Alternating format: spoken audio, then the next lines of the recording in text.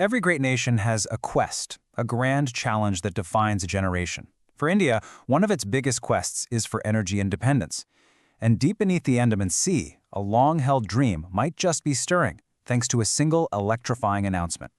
An ocean of energy opportunities. With just a few words, India's petroleum minister wasn't just announcing a discovery. No, he was launching a national narrative, a story of ambition, of a future where India isn't at the mercy of volatile global markets. It's a huge, optimistic vision. But hold on. Behind all the headlines and the big speeches, there's a really important question. The government announced a gas occurrence, not a massive proven reserve. So, what's the actual difference? Is this really the key to a treasure chest, or is it just the first clue on a very long, very risky treasure hunt? Well, that's exactly what we're going to break down. To really get it, we need to zoom in on one specific spot, the Sri Vijayapuram 2 well. What Oil India Limited pulled off here is honestly a huge deal. But, and this is the key part, it's not because of how much gas they found. It's because they proved a theory that geologists have been hoping for years. The magic phrase here is active petroleum system. Okay, think of it like a recipe for finding oil and gas. You need 3 key ingredients: a source rock to create it, a reservoir rock to hold it, and a trap to keep it from escaping. For years, geologists hoped all 3 ingredients were there in the Andaman. This discovery proves it. It fundamentally de-risks the entire area, turning a wild guess into a genuine, proven possibility. So let's look at the quick facts. The well's pretty close to shore, which is good, and the gas itself is high-quality stuff. We're talking 87% methane. That's a fantastic sign. But remember, this is just one piece of the puzzle. To see why it's such a big deal, we got to zoom back out. So why all the excitement over this one discovery? Well, it's because this isn't happening in a vacuum. This is happening right in the middle of India's massive, urgent quest to fuel its growing economy. And here's the stark reality of that quest. Right now, India has to import nearly half of its natural gas. That's huge. It exposes its entire economy to unpredictable global prices and messy geopolitics. Every single tanker that pulls into port is a reminder of this vulnerability. And here's the kicker. The problem is only getting bigger. India's demand for gas is set to skyrocket by almost 60% by 2030, but domestic production just isn't keeping up. That gap is getting wider and wider, which makes the hunt for homegrown energy an absolute national priority. By the way, if you're preparing for competitive exams, this is the kind of topic you really need to know inside and out. So here's a chance to test your knowledge. We put together a quiz on India's energy sector. It's a great way to practice and see where you stand. The link is right there in the comment section and in the description. Go on, give it a try. Okay, so think of it this way. They've found the X on the treasure map. They know treasure could be there, but is it a vast hoard that could change the country's fortunes, or is it just an empty chest? There's only one way to find out, and it's a massive, billion-dollar gamble. And this is where the hype runs smack into hard, cold reality. Finding an occurrence is just step one. Turning that hint of gas into actual energy flowing through a pipe is a marathon, not a sprint. And it's a marathon paved with enormous costs and a whole lot of uncertainty. Basically, there are 3 giant steps. First, you have to drill more wells. That's called appraisal, just to figure out how big this gas pool even is. Then you have to estimate the total volume. And finally, the hardest part, you have to prove that you can actually get it out of the ground and sell it at a profit.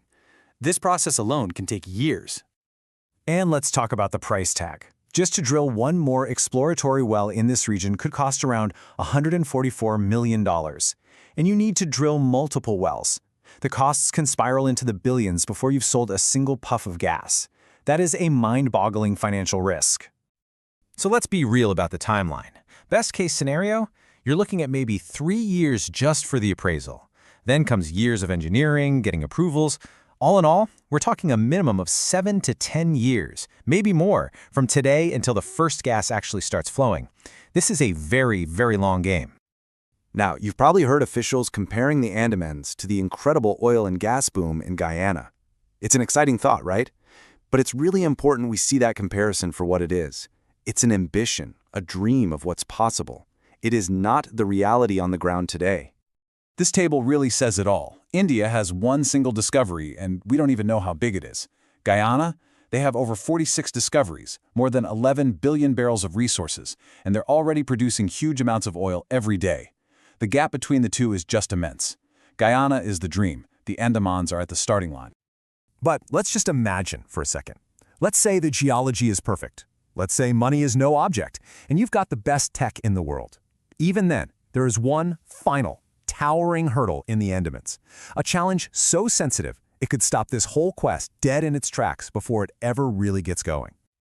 We've now reached the most critical, most difficult part of this entire story, the environmental tightrope. You see, the Andaman and Nicobar Islands aren't just some remote piece of land. They are a global ecological treasure. And trying to balance India's energy needs with the absolute duty to protect this place, well, that is the ultimate test. I mean, just look at what's at stake here. We're talking about pristine, untouched rainforests, incredibly sensitive coral reefs, mangrove forests that are the nurseries of the ocean. These islands are a sanctuary for countless unique and endangered species. It's a world-renowned biodiversity hotspot. And this is the bottom line. The margin for error here is zero. A gas leak or an oil spill somewhere else is a terrible accident. In an ecosystem this fragile, it would be a catastrophe, an irreversible one. The stakes simply could not be higher. And this isn't happening in a friendly environment. There's already a huge controversy raging over the Great Nicobar Development Project, with fierce opposition from environmental and tribal rights groups. Any new energy project here is going to face intense scrutiny from day one, making it incredibly difficult to get the public support they need to operate.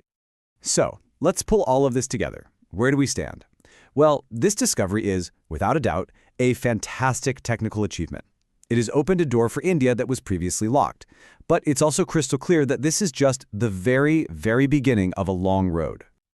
For this quest to succeed, 4 things have to line up perfectly. The geology has to keep looking good after they spend billions more on drilling. The political will has to stay strong for over a decade. They have to attract global partners with the right expertise and deep pockets, and they have to do it all with an almost unimaginable level of environmental care. If any one of those pillars wobbles, the whole thing could come crashing down. Which brings us to one final huge question. This gas find in the Andaman Sea could be a path to energy security, something vital for any modern nation. But that path runs straight through one of the most precious, fragile ecosystems on our entire planet. And so for India, a nation truly at a crossroads, the question isn't just, can we get the gas? It's what is the true price of energy security, and is it a price we're willing to pay?